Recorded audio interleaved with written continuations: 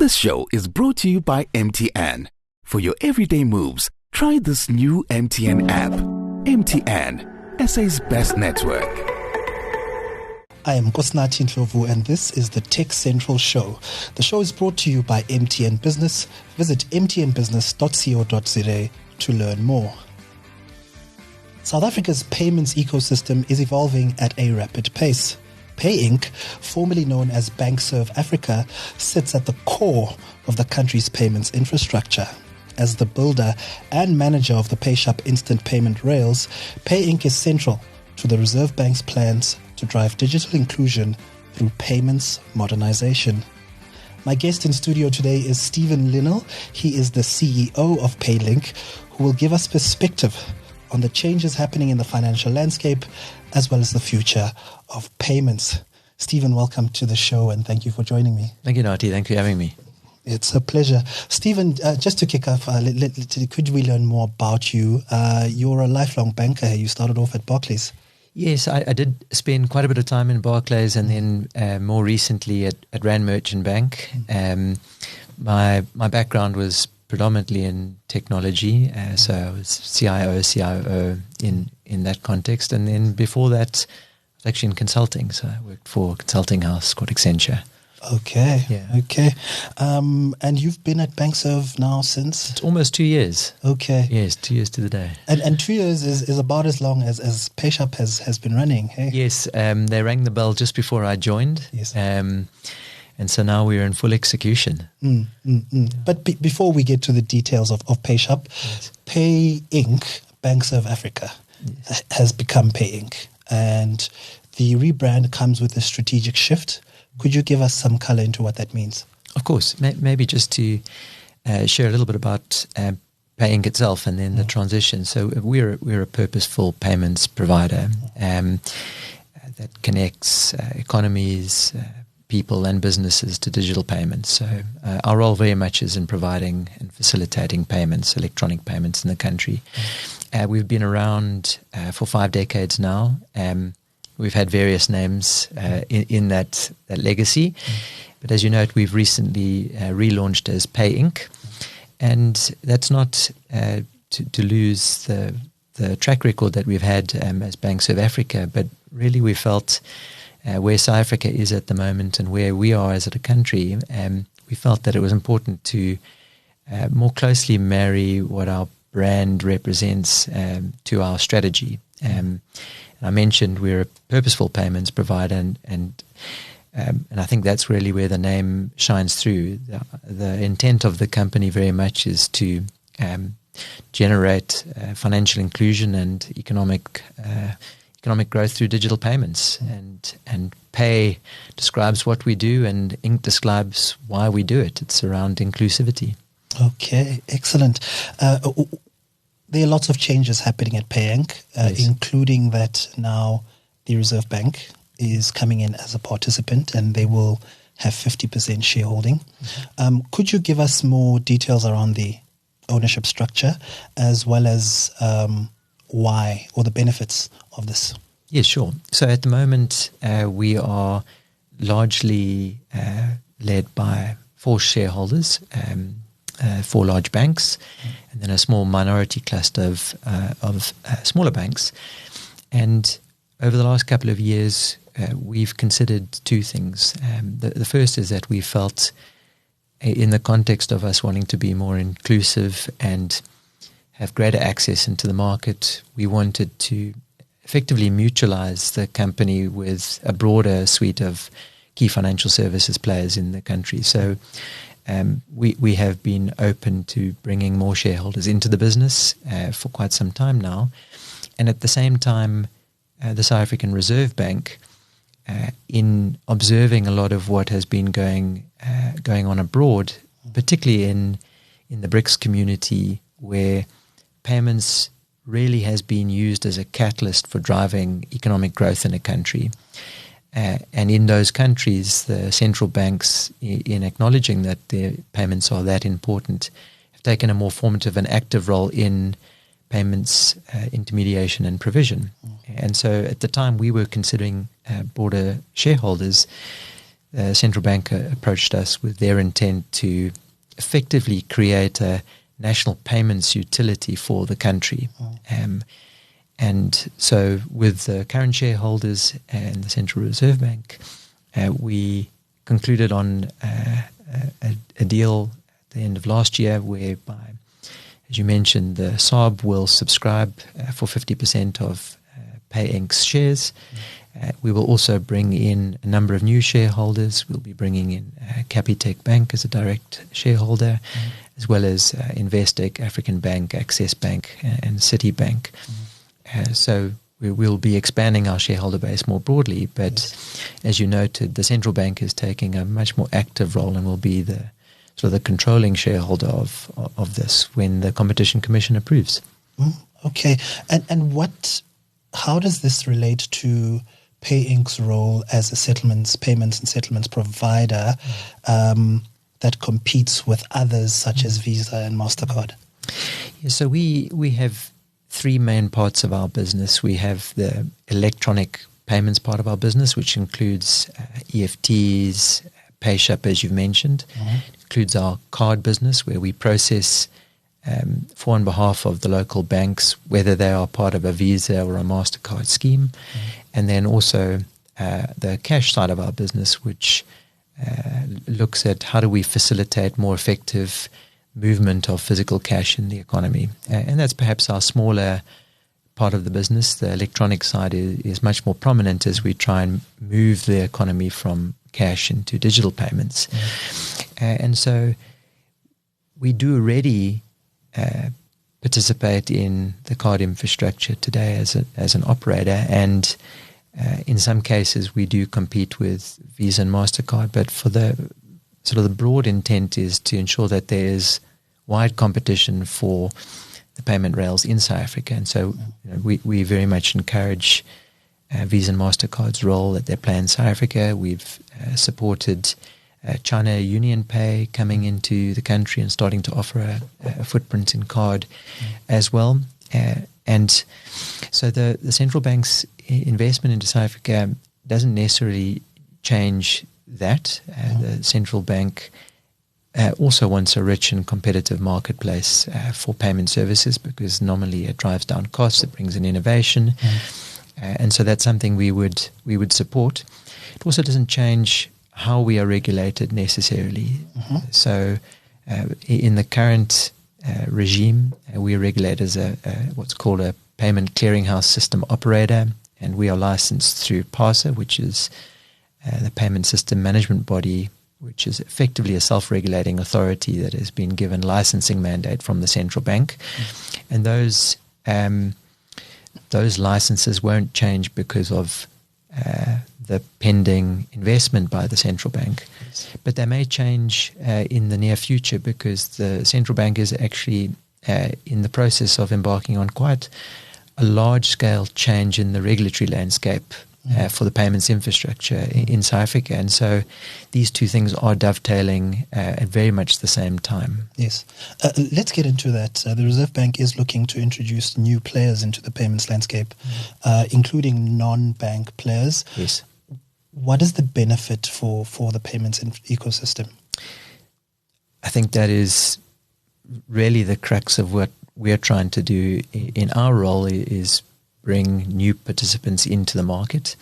And the central bank is doing that as well. And why it's beneficial is, if you look at the complexity of your traditional payments value chain, and you look at the different customer segments which payments take place in, whether you've got B2B, so businesses to businesses, or P2M, so it's me buying a banana on the side of the road, or e-commerce type transactions, you actually need a huge diversity of businesses and operators to try and successfully penetrate all facets of that market. And so the bringing in of non-bank providers into clearing and settlement is a goal of the central bank, because it just allows a much more ingrained and focused approach into the market. And so we're looking forward to that change.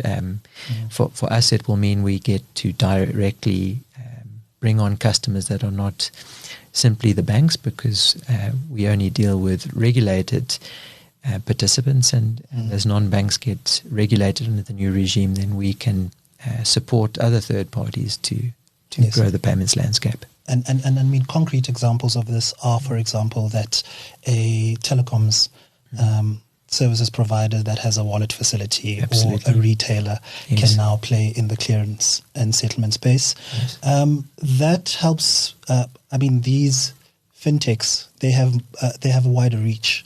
So this is about reaching sectors of the economy that are not necessarily banked? Yes, I guess there's two elements to it, and I noted you mentioned the sector sponsored by MTN. So I mean, the Momo wallet is a huge, what we call in the industry, a closed loop wallet. So it's not interoperable with other stores of value in South Africa. You can't easily use it at a shopping centre, and so what our goal would be in tandem with the regulatory changes, how do we bring those closed loop wallets into the traditional and regulated payments ecosystem so that people who have those wallets can use them in far more places than they do today, and that you have additional security and protection mechanisms over that store of value. So on the one angle, it is very much just bringing in wallets that are traditionally kept outside of the traditional payments ecosystem. And then, as you pointed out, the second area is as you bring in new participants, they can target different sectors of the economy that are perhaps not, they're just not rich enough for the traditional players to play into. And this infrastructure that the hope is that the infrastructure that will underpin all of this are the instant payment rails in PayShap. Yes. Because the faster money moves through the economy, then the more vibrant and lively the economy is. As you said, it's been 2 years of PayShap. Yes. Looking at the last 2 years, what are the successes and where to next? I think the greatest success really is that in acknowledging that bringing a new payments rail into the economy requires a huge number of participants to collaborate to get this over the line. And so the run-up to the launch of PayShap, I think, was the first successful market for the industry. It required the regulator, all of the large banks in South Africa to get together and agree on how this infrastructure will be deployed. And that was very successfully done. I think as you look into the subsequent 2 years, one has to accept that payments rails require trust. Trust requires people to have knowledge of its features and benefits and to gain acceptance over time. So trust does build, and it's not instant. We want the payments to be instant, but the trust does take some time to get there. And so that has been what has matured over the last 2 years. People are getting more and more used to using PayShap. But there's a number of elements that we are not yet happy with and we're pushing for. And I guess the first is the acceptance mechanisms for PayShap. So at the moment, it's an interoperable payments rail that allows me, if I'm banking with one bank, to pay to you instantly if you're at another bank. But as you've noted, if you were keeping your savings in a wallet that's outside of the ecosystem, it can't go there. And when you go into a shopping center or using a taxi, there's no easy way for you to make that payment because the initial release of PayShap was intended to deal with what we call as P2P, so person-to-person type transactions. Yes. I send money to you. But it's less equipped in the current form for merchant transactions. And people don't use payment rails unless they can use that money somewhere. Yes. And so the next enhancement that we're hoping to go live with early in the course of next year is the QR payments. Yes. So that you can scan to pay, or a merchant can present a QR code that you can pay. And so that just increases the ease at which people can then transact. And the third area where we've had to improve upon and recently went live with it to the back end of last year was something called PayShap Request. And this is a feature that allows a merchant or a person to request payments from you. So they initiate a payment which you then make payment to. And so we've had to mature those features over time as people get more comfortable with the system. And there's many more to come. So it's maturing fast. Our growth rate is sort of in tens of percents every month. We're now processing over 45 million transactions per month. Yes. But it's not nearly where we want to get it to. So we hope over the next 2 years there's going to be an accelerated adoption.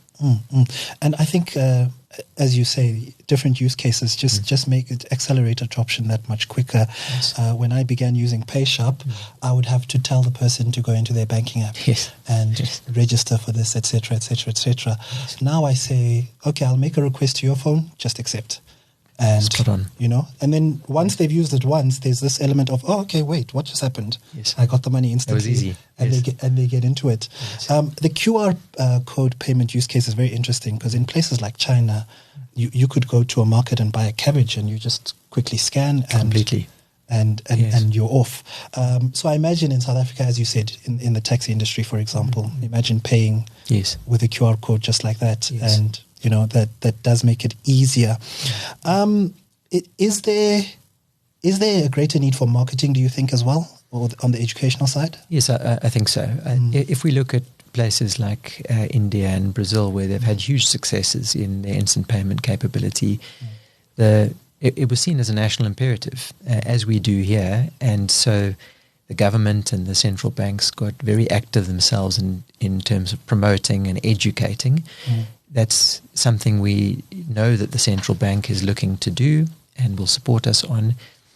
It's something that we've tried to do as the provider of the service, but in the end, most of our exposure is through intermediaries.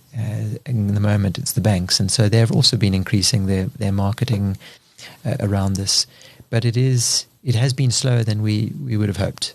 So it is something we will uplift, and it's a combination not just of marketing, but really of education, because in part you're educating people away from the use of or the dependence on cash. And I think if we look at South Africa, a lot of people do use sort of the physical notes as a way of budgeting. I can see it, therefore I know there's no interest being charged, and so that is something we have to assist the economy with. Okay. So it's one thing getting the domestic part, right? If you get money moving faster in the economy becomes more buoyant and vibrant. And you are making efforts to do this now at a regional level. Yes, correct. How much harder does the problem become? It's infinitely harder. Yes. I think if you consider payments really start with the regulatory regime under which they are regulated under, and then there's the technology, and then there's the market adoption that we've spoken about. As soon as you go beyond a single border, you've got two or more regulatory regimes to deal with. And so you effectively need bilateral agreements between two different countries, or in our case, we're targeting the SADC community. Yes. So there's multiple countries you have to get conformity and alignment as to how payments will flow cross-border. The technology is actually very simple. And the marketing, again, is harder because you've got a broader reach to achieve. So I think we've found, and we have a capability that services SADC called TCIB, Transactions Cleared on an Immediate Basis. Challenging name. Yes. But really the intent for us would be when South Africans are used to and are able to make PayShap payments domestically, that they will then be able to do a cross-border anywhere in South Africa. So it will service, in Southern Africa. So it will service the remittance market. Hopefully it will enable greater trade as we move up the size scale. But it is a slow process because it requires a sort of multilateral arrangement between various regulators. Yes. And I mean, it's one thing. I imagine, for example, South Africa and Zimbabwe probably have similar legal systems because of the colonial history there. But you've also got francophone countries whose laws are looked at from a completely different perspective. Yes. And aligning those is quite difficult. Yes, it's tough. I think what we will see most likely is that you will get regional blocks that develop almost according to the sectors that you've just described. And then we will look to get connectivity between the regions. So, SADC will connect to another region and ultimately to another continent. So it's called a hub and spoke model, where you create this hub of connectivity and then you connect to another hub of connectivity. Okay. So it's interesting. Changes are happening in technology, changes are happening in the regulatory landscape, but the technology is just accelerating at a fast pace. Massively. Now you've got CDBCs, yes, you've got stable coins, yes, and cryptocurrencies. I mean, other yes, forms of cryptocurrency like Bitcoin have been around for some time. What's your view on how these are then going to change how the payment landscape operates? So all of those that you've mentioned are based on the blockchain, distributed ledger capability, but they all service quite different use cases in the market. So CBDCs, whether it's retail or wholesale, are very different in purpose to a stable coin, certainly different to a cryptocurrency, and equally to a tokenized deposit. So we see those as sort of 5 different classes of digital payment capabilities. Our focus, in the same way that we focus on connecting stores of value, fiat stores of value, we would like to do the same for things like stablecoins or tokenized deposits. And if you think about the problem case there, you have multiple issues of stablecoins. So the biggest one globally at the moment is by Tether. But in South Africa, we have the emergence of EZAR, MZAR, which are effectively stablecoins. And the question is, how does someone who has an investment in a stable coin then move that money to another stable coin in the same way that you might move from Bitcoin to another cryptocurrency? And our role ultimately will be to provide that connectivity tissue between different issuers, different providers of those capabilities, so that the money, in inverted commas, flows well. The other one was the CBDCs, and this is really interesting, particularly as we start working more closely and actively with the central bank, is that the central bank is in the process of reconsidering its settlement layer in the economy. And South Africa's got a very rich settlement layer. It's called a real-time gross settlement system under SAMOS. It's about 30 years old now and is due for a revamp, but it has been invested very heavily in over many years. And one of the considerations that many countries are going through at the moment as they refresh their settlement capabilities is it enabled for a wholesale or a retail central bank digital currency? So can we represent fiat on the blockchain and facilitate monetary policy and deposit capabilities into the market, but in a digital form as opposed to an electronic form? Interesting. And that also speaks to the programmability of money. I mean, I've heard some interesting use cases about, for instance, a social grant on a blockchain would be different to distributing cash. Yes, yes, absolutely. I mean, I guess the benefit of digital currencies is the smart contract element of it. You can build programmatic logic into it. I mean, let's take a simple use case. You could give digital currency to your child, but you could restrict that they only use that money in certain vendors for certain purchases. And in theory, in a CBDC, you could do the same. But I think this is where there's been, I would say, global concern around the control of personal use of currencies from the central issue of those currencies. And so you might find that the restrictive element on programmable money in the central bank is low, whereas in something like a cryptocurrency, it could be higher because you're less concerned about the sovereignty of your personal decisions there. I see. So there's a democratic freedom element to that's exactly right. And I think that has globally, particularly as we go through, let's call them tensions, geopolitical tensions globally, And we've seen almost a resurgence in cash, physical cash, in certain sectors, because it is seen as sort of an asset that you can store yourself. You're not dependent on a third party for it. And so you're right. It's a different use case there for cash too. Okay. Stephen, thank you very much for your time and for your insights. Thank you, Nati. Nice to chat. Great. Goodbye. That is Stephen Linnell. He is the CEO of PayInc.